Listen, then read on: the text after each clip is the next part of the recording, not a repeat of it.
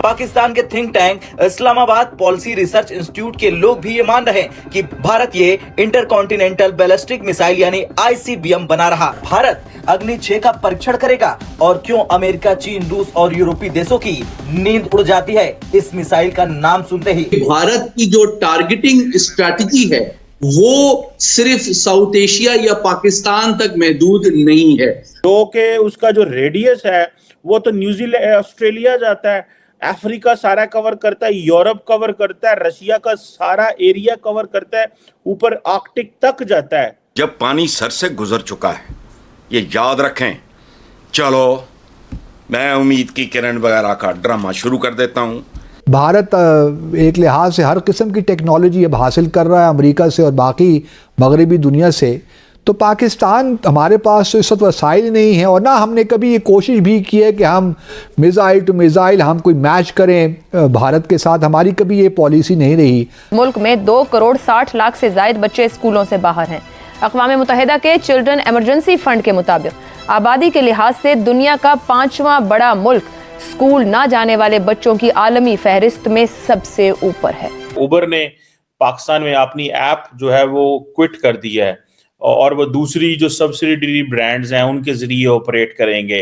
हम क्यों बार बार ये कहते हैं कि जी हमने न्यूक्लियर वेपन्स इस्तेमाल करने के लिए तो नहीं रखे हुए, इनका तो हम नहीं चाहेंगे कि हम कभी जंग भी करें भारत के साथ।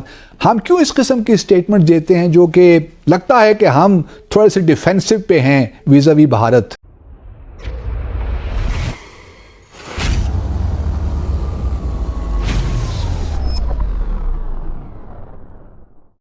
MTCR है, मिसाइल टेक्नोलॉजी कंट्रोल रिजीम का मेंबर बना है, तो उसको जो एक्सेस मिला है मुख्तलिफ सोर्सेज से मिसाइल टेक्नोलॉजी के मुख्तलिफ शोबों का, उसको उसने बरूए कार लाते हुए इस टेक्नोलॉजी को डेवलप किया है। और ये वो एस्पेक्ट है जिसके बारे में पाकिस्तान आलमी बरादरी को बारहा वार्न करता रहा है कि MTCR की जो एक्सेप्शनल मेंबरशिप दी जाती है भारत को, इसका इस खित्ते के तस्वीराती तवाज़ुन पे मनफी असरात मुरतब हो सकते हैं।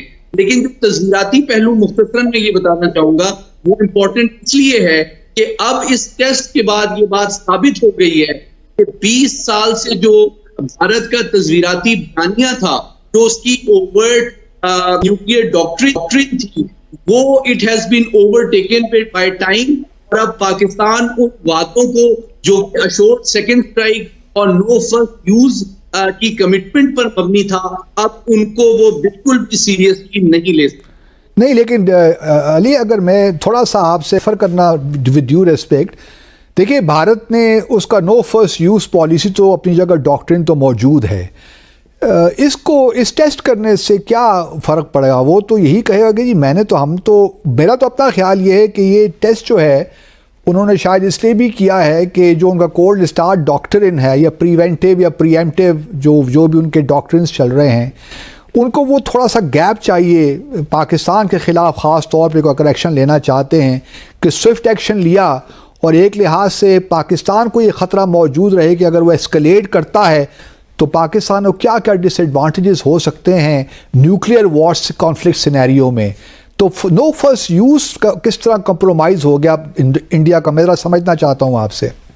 बहुत अहम सवाल किया आपने। देखिए 2 पहलू हैं तस्वीराती जो अहमियत है इस टेस्ट की।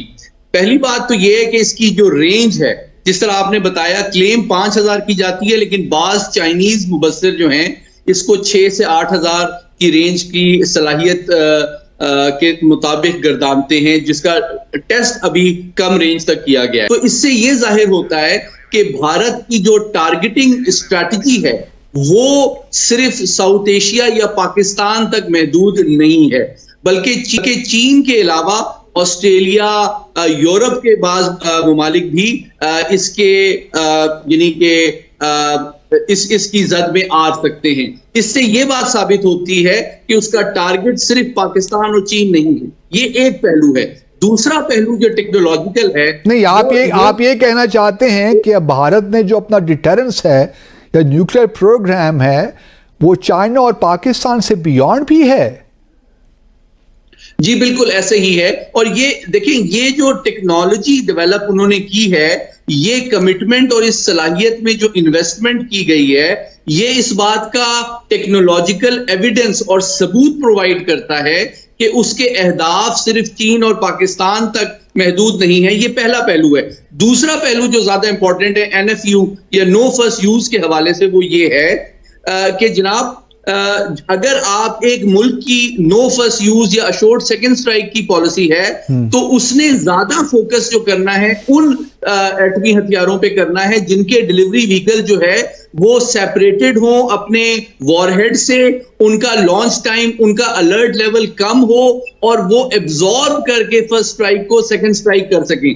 लेकिन जब वो ऐसे मिसाइल बना रहा है जो कि canisterised, ready to launch, solid fuel के ऊपर मबनी है, तो इससे ये बात साबित हो जाती है, ये टेक्निकल सबूत सामने आ रहा है कि वो रेडी टू फायर जब रखना चाहता है न्यूक्लियर मिसाइल्स और न्यूक्लियर वॉरहेड के साथ मेटेड कंडीशन में 5000 से ज्यादा रेंज तक, तो इसका मतलब ये है कि वो फर्स्ट स्ट्राइक की ऑप्शन टेक्निकली एक्वायर भी कर चुका है और उसको मेंटेन और ऑपरेशनलाइज भी करना चाहता है, जो कि इस बात का सबूत है कि अब नो फर्स्ट यूज या अशोर्ड सेकंड स्ट्राइक की जो डॉक्ट्रिन का क्लेम था, अब वो किस्सा पारीना बन चुका है। चाइना का कोई कोना ऐसा नहीं है जहां कोई उनका लीडर या कोई ऐसा एसेट हो जो सेफ है। अगर यद्यपि ऐसी जरूरत पड़े, हम तो ईश्वर से यही कामना करते हैं जरूरत ना पड़े, पर अगर जरूरत पड़ती है, और आपने एक और चीज इसका फीचर देखा होगा, जब ये वापस एंटर करता है एटमॉस्फेयर में,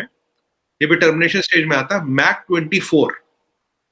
24 स्पीड है और MRI भी है। तो मतलब इसकी मार से बचना ऑलमोस्ट इम्पॉसिबल है, because at Mach 24 if MRI no amount of missile shield can protect you. Missile shield आपको इस स्टेज पे प्रोटेक्ट करता है जब आप यहाँ होते हो, जब आप एटमॉस्फेयर के ऊपर चल रहे हो।